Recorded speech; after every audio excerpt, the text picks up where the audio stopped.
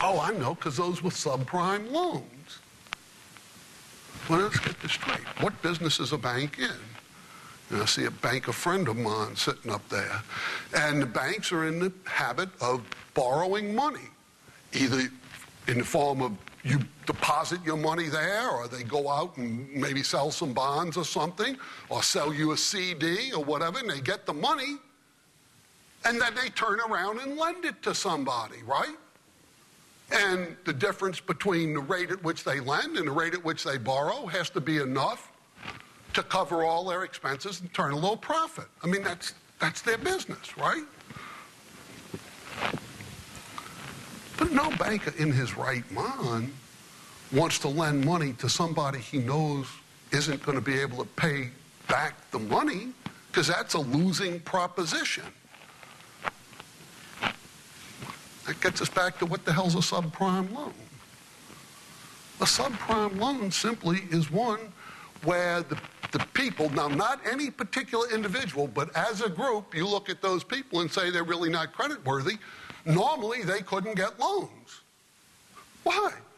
Because you don't expect that they can pay you back.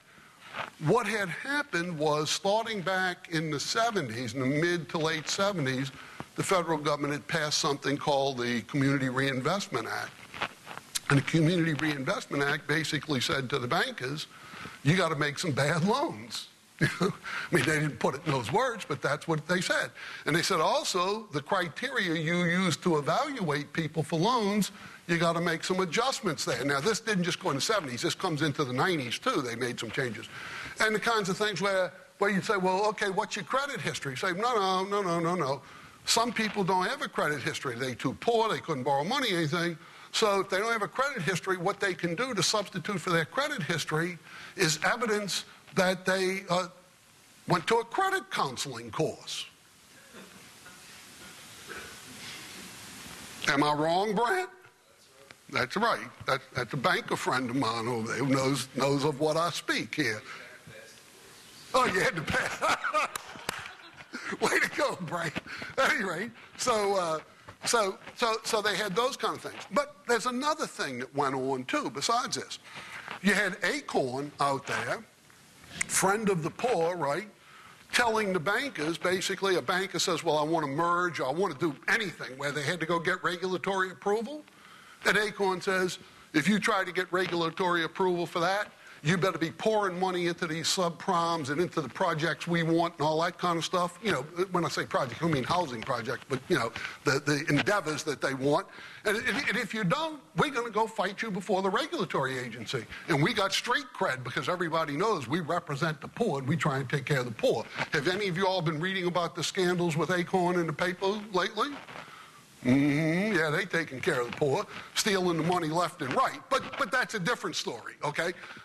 So at any rate, say that. So that's one part of the story. The government putting pressure on the banks to make no good loans. But even so, would you really do it?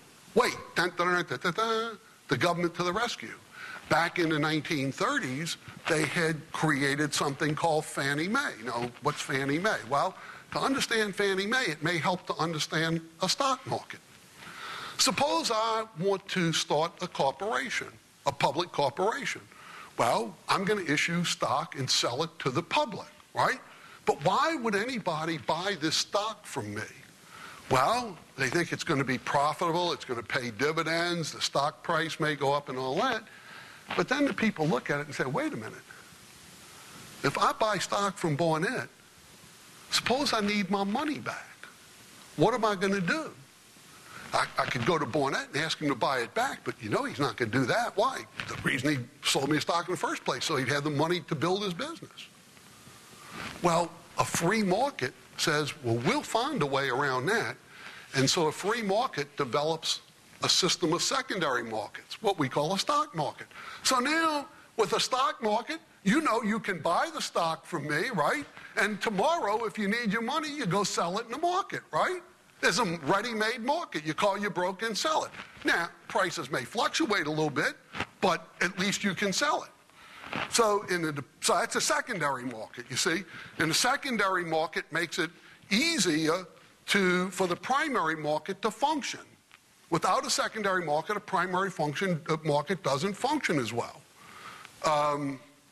Think about what would happen to the market for new cars if there were no used car dealers. Every used car dealer is part of a secondary market. What would happen to the sales of new cars if people knew that there's no used car dealers to sell their cars to if they wanted to, and the dealers wouldn't take them back and all that? So in the 30s, the housing market, of course, is in the tank, and Roosevelt's brain trust, all these geniuses say, you know what we need to do? We need to create a secondary market for mortgage notes. Okay, so we'll create Fannie Mae, which was a government agency, part of the government.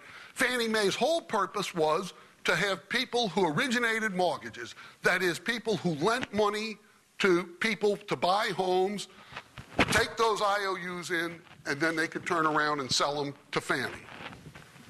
But Fannie, as you can imagine, like most any government operation, doesn't work well. Didn't work well. So by the 1960s, Fannie's causing problems for the federal government and on its books and all that kind of stuff. So the Treasury decides to do what? The federal government, they're going to privatize Fannie. So they privatized Fannie. Now, of course, as you know, anytime the government divests itself of something like that, you know who gets first crack at the good parts and who gets last crack and all that. So a lot of cronies, made a lot of money on the privatization of Fannie. But at any rate, so now Fannie's out there, but now Fannie is the big secondary market for mortgages, and they dominate it. And so the government says, it was okay for them to have a more or less monopoly while they were part of the government. But now that they're not part of the government, they can't be a monopoly. We got to have some competition. So then they can create Freddie Mac to compete with them, okay? So Freddie Mac and Fannie Mae have the same function, both of them created by the government, right? Both of them, after the Fannie is made private, referred to as GSEs, meaning government-sponsored entities or government-sponsored endeavors, there's another E, at any rate, but government-sponsored entity is good enough. And so between them, they get 70-80% of the secondary market. But why? What in a private market allowed them to outcompete everybody else? Well, what allowed them to outcompete everybody else was because they were sponsored by the federal government, they had an implicit guarantee that if they couldn't pay their creditors, the federal government was. Because understand how they worked. Here's my friend the banker, goes out and gets some deposits in CDs, and he lends them to somebody for a mortgage, right? So now he's got that note. He gets a bunch of notes together from lending money like that, but he wants to sell the notes